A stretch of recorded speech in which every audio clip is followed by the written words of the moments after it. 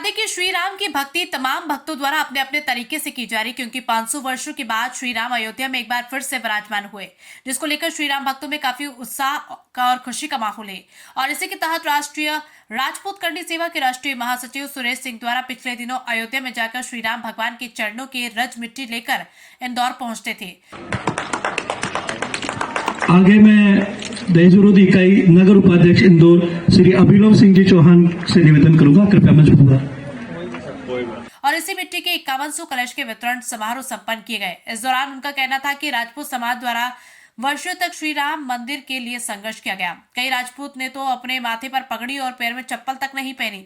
जिन्होंने आज हमारे माथे पर पगड़ी और पैर में चप्पल पहनी है, सभी के लिए गर्व का विषय है। लाखों की संख्या में अपने प्राणों की आहुति देने के बाद हमें श्री राम मंदिर की प्राप्ति हुई। हम सभी इसको कभी भूल नहीं सकते और इसे हमें सदैव बनाकर रखने की आवश्यकता है। हम हिंदू आने वाले समय में हमारी कोई ही आस्था को फिर से हासिल करने का प्रयास करें और उन्हें इसे एक श्री राम मंदिर है। आज का जो विषय है, अपने भगवान की स्थापना जहाँ अयोध्या में हुई, हमारे सोनगरा जी सरदार ने कुटुंब हवेली पर भी स्थापना यहाँ पर की है। इससे क्या कि परिवार और अपना जो कुटुंब है, इसकी परंपरा चलती रहेगी और एक याददाश्त रहेगी आज की है कि 22 तारीख के दिन हमने रावला ठिकाना महल में स्थापना की है। आपका शुभ नाम? ठाकुर ईश्वर सिंह। भगवान राम की प्राण प्रतिष्ठा हुई है और आपने भी एक आयोजन किया है, किस तरह का आयोजन? देखिए, सबसे पहले तो मैं सोनगरा कुटुंब हवेली पे आप सभी का, मीडिया वाले को सभी का स्वागत अभिनंदन करूँगा, पूरे देशवासी का अभिनंदन करूँगा और पूरे देशवासियों को मैं हार्दिक शुभकामनाएं देता हूँ कि आज बड़ा ये जो दिन है, आज हमें बड़ा खुशी के दिन है। 500 सालों के बाद ये दिन देखने को मिल रहा है। ऐसे से कई गाँव हैं जिन राजपूतों ने जिस दिन प्रभु राम के साथ ये मंदिर के साथ छेड़छाड़ हुई थी, तब से उन्होंने चप्पले जूते छोड़ना बंद कर दिया, सापा पगड़ी पे पहनना बंद कर दिया था।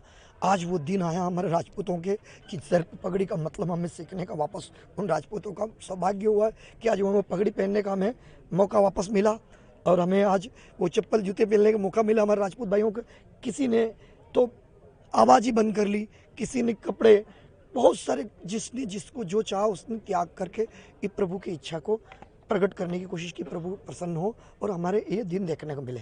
आज रूप से यहाँ पर पगड़ी भी पहनाई गई है रामलला के। हाँ, रामलला के तो मैं धन्यवाद करना चाहूँगा मोदी जी सरकार को और अमित शाह जी गृह मंत्री जी को और हमारे जो आदित्यनाथ योगी जी, मैं उन्हें शुक्रिया गुरु कहूँ कि वहाँ जब मैं माटी लेने गया तो उन्होंने पूर्ण रूप से मेरी मदद की। वहाँ का ट्रस्ट से मदद करके हम वहाँ की जो रज है, वो मंदिर के अंदर की जो प्रभु की प्राण प्रतिष्ठा हो रही है, वहाँ से हम अंदर ले आए और ये प्राण प्रतिष्ठा की हम जो माटी बांट रहे हैं, ये बहुत सौभाग्यशाली है कि हम जो प्रभु राम ने आजीवन पूजा, हम सब इंदौर वासियों को पूजने का सौभाग्य प्राप्त हो रहा। मेरा नाम सुरेश सिंह सोनगरा। बेसिकली मैं इस मन में एक इच्छाई और मेरा भी वनवास बहुत बड़ी छोटी सी बात आपसे शेयर करना चाहता हूँ। मुझे कल ही पता चला, मुझे 14 तारीख को एक मन में विश्वास आया कि ये जो रामकुटी बन रही है मेरी, ये रामकुटी कहूँगा मैं इसे, कि ये साल 2 साल इसमें और मुझे समय लग रहा था मेरी व्यवस्था के हिसाब से। लेकिन मुझे प्रेरणा हुई कि जिस दिन प्रभु राम वनवास में से आए हैं, क्यों ना उनका भी राम संग राम भक्त भी प्रवेश हो। तो मैं प्रभु राम को, लल्ला को लेने अयोध्या गया, राम दरबार लेके आया, जो हमारे दक्षिण मुखी हनुमान जी है। यहाँ पे हमने विधि विधान से जिस प्रकार अयोध्या में प्राण प्रतिष्ठा हुई, उसी प्रकार प्राण प्रतिष्ठा हमने यहाँ पे मंदिर में रखी और इस साथ में एक हमने राम दरबार में अपनी राम कुटिया में लेके आया हूँ। और मेरी जरा सी एक डायरी मुझे देखने को मिली। अब जान के एक हैरान वाली बात यही कि मेरी लाइफ में मेरी शादी के बाद ये वो 13वां घर था, ये 14 घर है। तो 14 वर्ष वनवास मेरा ऐसा गया। अचानक मेरी डायरी मिली और मुझे देख रहा और फिर हमने जोड़ा भी।